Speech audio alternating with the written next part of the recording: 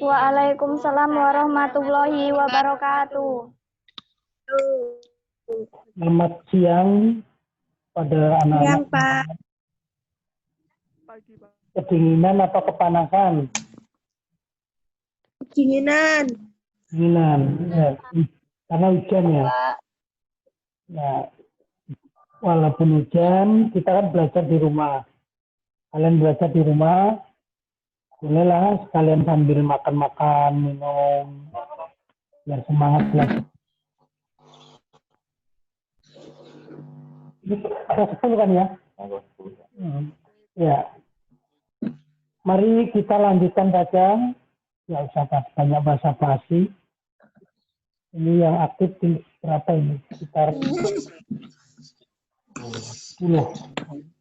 Teman-temannya pada kemana? Aku pada nggak aktif, nggak punya pulsa gimana? Paketannya habis ya. Paling paketannya habis. Ya sekarang gimana lagi? Kondisi yang sekarang kita itu ya memprihatinkan, kita sudah diuji oleh Allah, kita harus tetap sabar, belajar tetap belajar, jangan ditinggal dengan keadaan keterbatasan ini dan keadaan yang ada seperti ini. Kalau kita bisa melewati ujian ini dengan baik, bisa sukses, maka berarti kita termasuk orang yang berhasil dalam menjalani ujian. Kalau sudah ujiannya berhasil, berarti kita lulus. Kalau lulus, berarti akan diangkat oleh Allah derajatnya pada level yang lebih tinggi. Termasuk kalau sekolah juga begitu. Kalau kalian lulus, hasil ujiannya lulus, maka kalian akan meningkat pada tingkat berikutnya. Kemarin saya telah menjelaskan tentang kewajiban untuk menuntut ilmu dan ilmu apa saja yang harus dituntut dan kewajiban seperti apa, yaitu wajib fardu atau kifayah atau yang lain. Itu sudah saya jelaskan.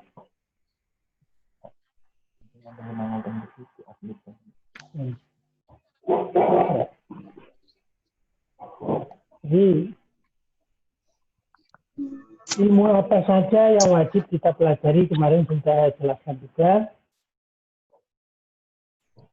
yaitu semua yang diperlukan dalam kehidupan kita, terutama yang berkaitan dengan kewajiban kita sebagai seorang hamba kepada Sang Khalik, dan ilmu-ilmu yang berkaitan dengan tata cara kehidupan bersama di dunia ini.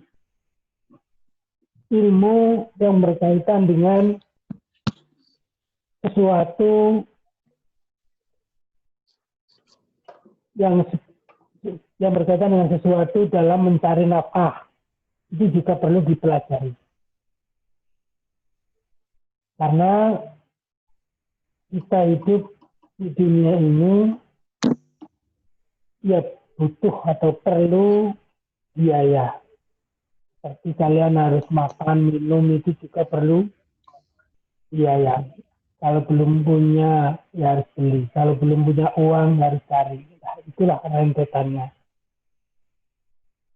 Untuk kali ini, pada kesempatan kali ini, saya akan menyampaikan tentang kemuliaan ilmu. Ya. Tolong sambil dicatat juga nggak apa-apa. Kemuliaan ilmu. Untuk kali ini adalah kemuliaan ilmu. Dalam penjelasannya dijelaskan wasyaraful ilmi la yafa ala ahadin idhual muhtasu bil insaniyah. Maksudnya adalah bahwa kemuliaan ilmu sudah tidak diragukan lagi bagi setiap orang, karena memang ilmu itu khusus dimiliki oleh manusia. Jadi yang dikasih keutamaan ilmu itu adalah manusia. Sehingga manusia itu derajatnya bisa melebihi yang lain. Itu seperti malaikat.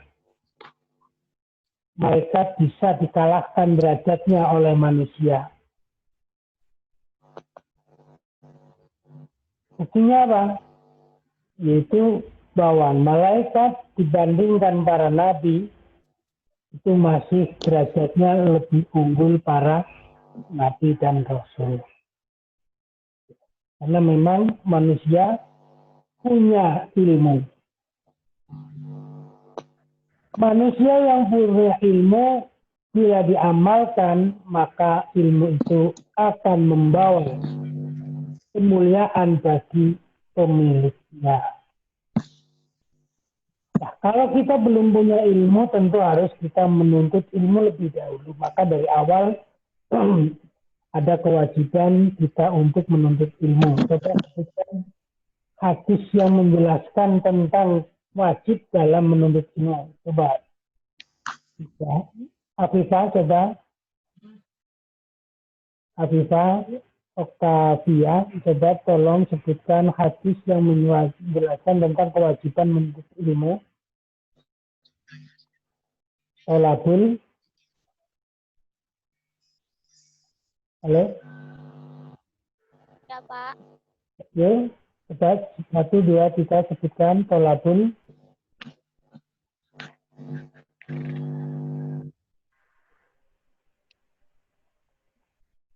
Coba lanjutkan khairul akbar. Tolabul ilmi. Ya, terus. Tolabul ilmi faridatu ala muslimin wal muslimat wal mu'minin. Bentar, Pak. Ya, udah cukup lah. Cuman kurang sedikit yaitu kurang ngalakuli gitu ya. Kurangnya di situ. Tolabul ilmi faridatun ala kulli. Coba tolong semuanya. Ya, tolong semuanya sebutkan bersama. 1, 2, 3. Tolabul ilmi faridatun ala ilmi muslimin wa muslimat. muslimat. Menuntut ilmu adalah, ayo disebutkan, menuntut ilmu adalah wajib bagi Bagi setiap muslim setiap muslim laki-laki maupun perempuan. Ya. Itu dari awal Nabi telah menjelaskan tentang kewajiban kita untuk menuntut ilmu. Nah, kenapa kita harus menuntut ilmu? Karena manusia dengan ilmu derajatnya lebih tinggi dibanding makhluk yang lain.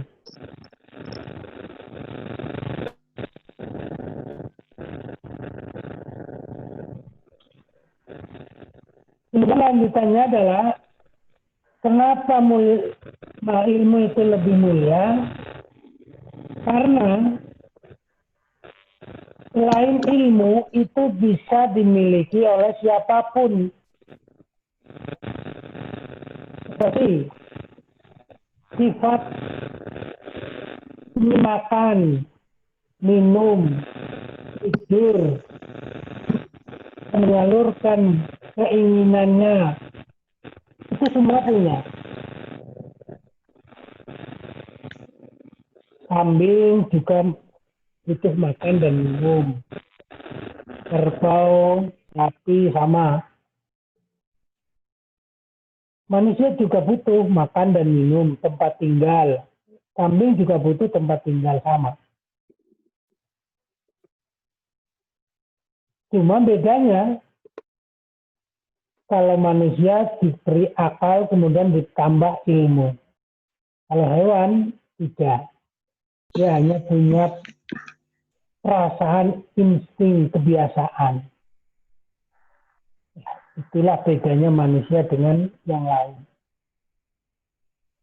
Tapi kalau manusia itu tidak berilmu, tanpa ilmu sama sekali, dan kalau manusia juga tidak bisa menjaga ilmunya, mengumbar hawa nafsunya, bisa jadi manusia itu lebih buruk daripada hewan. Pada dasarnya manusia itu sempurna, paling baik. Dalam surat At-Tin telah dijelaskan Allah menciptakan manusia adalah bentuk atau sosok yang terbaik dengan sebaik-baik bentuk. Yang berbunyi Bismillahirrahmanirrahim. Wattini wazzaituni wa turi sinina wa dzal baladil amin. Laqad khalaqnal insana fi ahsani taqwim. Tsumma radadnahu asfala safilin. Illa alladzina amanu wa 'amilus shalihati falahum ajrun ghairu mamnun. Allah menciptakan manusia fi ahsan takwim, dalam bentuk yang paling baik.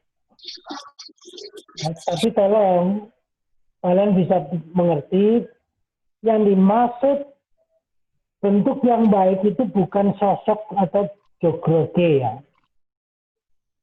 Jogroge bisa jadi menungso itu kalah hebat daripada hewan. Ada hewan yang harganya bisa mencapai ratusan juta. Kadang-kadang manusia itu tidak payu, tidak laku, dijual 1 juta juga kadang ada yang mau. Saya melihat jogrok tadi ya. Jogrok itu sosoknya. Jadi ukurannya bukan sosok orang hebat, yang baik, itu bukan dari bentuk tubuhnya. Tapi adalah insaniyahnya, sifat manusiawinya, itulah yang bisa mengangkat derajat manusianya. Sifat insaniyahnya itu gimana? Apa dia itu orang yang hanya menurutkan hawa nafsunya atau yang mengendalikan hawa nafsu? Di sini bisa terjadi manusia itu lebih buruk daripada hewan apabila tidak bisa menjaga hawa nafsunya sendiri. Nah, itu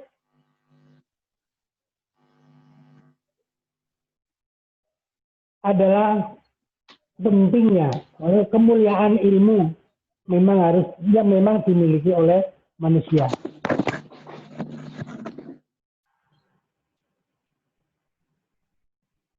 Kemudian bukti lain bahwa manusia itu lebih hebat daripada malaikat.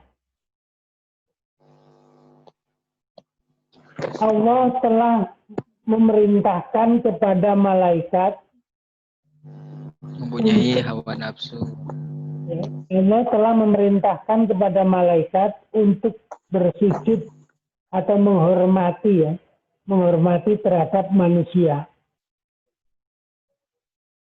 Nah, ini bukti bahwa manusia itu lebih hebat daripada malaikat.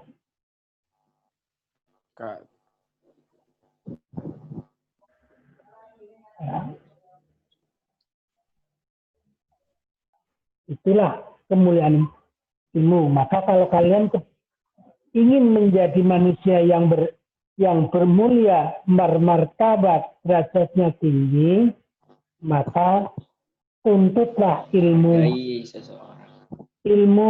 Tuntutlah ilmu sebaik-baiknya. Jangan mudah menyerah kalau urusan ilmu. Apalagi kalian masih kanak-kanak, golongan masih kanak-kanak, masa depannya masih panjang. Nah, biasanya remaja itu kan masa yang masih labil, istilahnya gampang mela-meli lah cara Jawa. Weruh ae kepengin kae weruh iki pengen iki dan seterusnya. Itu nom biasanya ngono. Maka kalian harus belajar untuk mengendalikan hawa nafsumu. Kalau kalian bisa mengarahkan ke arah kebenaran, kebaikan, maka insya Allah masa depanmu akan menjadi baik. Tapi kalau kalian dalam masa remaja ini hanya menurutkan hawa nafsu, ya tentunya kalian akan itu masa depannya akan suram. Sekali lagi, untuk masa depan itu bukan berarti kalian hidup mewah dengan harta, itu bukan. Di sini kemuliaannya tidak diukur dari harta ya.